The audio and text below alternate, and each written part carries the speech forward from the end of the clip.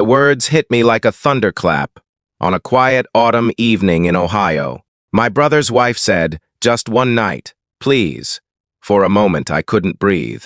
Standing on my porch with the cold wind rustling through the maple trees, I stared at Rachel, the woman who had been part of my family for nearly 10 years. Her eyes were red from crying, her hands trembling, and the desperation on her face made it clear that whatever she was asking had nothing to do with what my shocked mind first imagined. Before we continue, if you believe in kindness, hope, forgiveness, compassion, and second chances, please take a moment to like this video, share it with someone who needs encouragement, leave a comment, and subscribe to the channel. Your support helps these stories reach more hearts around the world. I'm Nathan Walker, a mail carrier from Columbus, Ohio. I lived a simple life. My younger brother, Jacob, had always been the ambitious one. He owned a small construction company, had a beautiful wife named Rachel, and was raising their 8-year-old daughter, Grace, growing up. Jacob and I were inseparable, but adulthood changed things. Work, responsibilities, and distance slowly pulled us apart. We still spoke occasionally, but not like before. Then everything changed one rainy spring morning. Jacob suffered a sudden heart attack while driving to a job site. He never made it to the hospital. The call shattered our family. The funeral was filled with tears, prayers, and unanswered questions. Rachel stood beside Grace like a woman, carrying the weight of the entire world on her shoulders. In the months that followed, life became difficult for them. Jacob had been the primary provider. His company struggled without him. Bills piled up. Rachel worked long hours at a local library, but it wasn't enough. I helped whenever I could, bringing groceries or fixing things around their house. Yet, I always felt there was more I should do. One chilly November evening, Rachel appeared on my porch. That was when she whispered those words, "Just one night, please." Her voice cracked as tears rolled down her cheeks. Only then did she explain.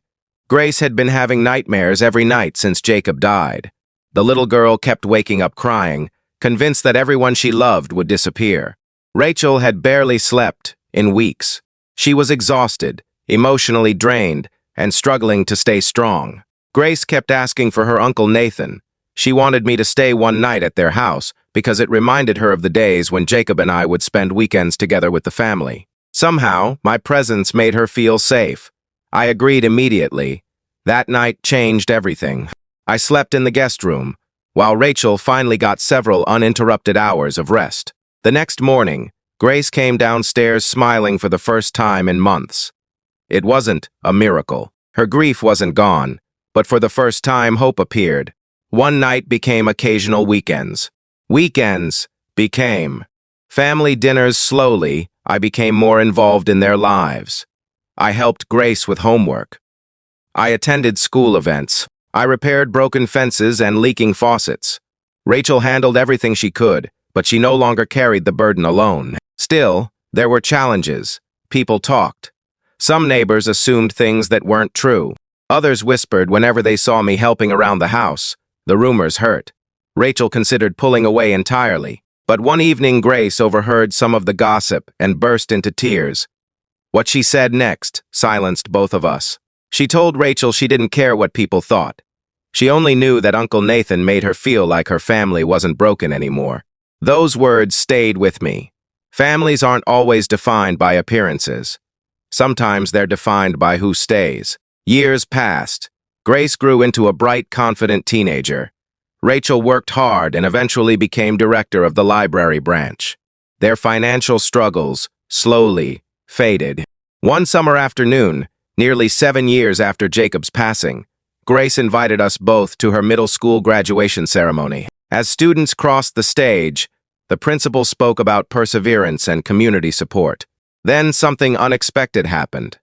Grace had been selected to give a student speech. Standing at the podium, she looked directly at Rachel and me. She spoke about loss. She spoke about fear, but mostly she spoke about love. She explained that after losing her father, she believed happiness had left forever. Then she learned that healing doesn't happen because pain disappears. Healing happens because people choose to stay beside you while the pain slowly softens. She thanked her mother for never giving up. Then she thanked her uncle, not for replacing anyone, not for rescuing anyone, simply for showing up day after day, year after year. By the time she finished speaking, there wasn't a dry eye in the audience. At that moment, I realized something important. The most. I say Dawenti Bine. Meaningful things we do in life are often the smallest. A visit, a phone call, a shared meal.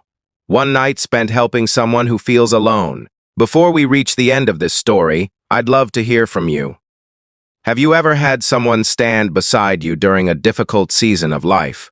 Leave a comment below and share your experience. Your words might encourage someone reading them today. A few years later, Grace left for college with a scholarship. Rachel stood beside me as we watched her drive away, both of us emotional and proud.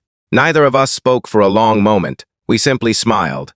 The frightened little girl who once couldn't sleep without fear had become a strong young woman ready to face the future. And it all started with one simple request on a cold autumn night. Just one night, please.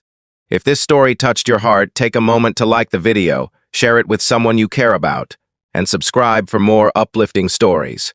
Remember, sometimes the greatest act of kindness isn't changing someone's life in a single moment. It's choosing to stay when they need you most. Because love isn't measured by grand gestures. It's measured by presence. And sometimes, one night of compassion can become a lifetime of hope.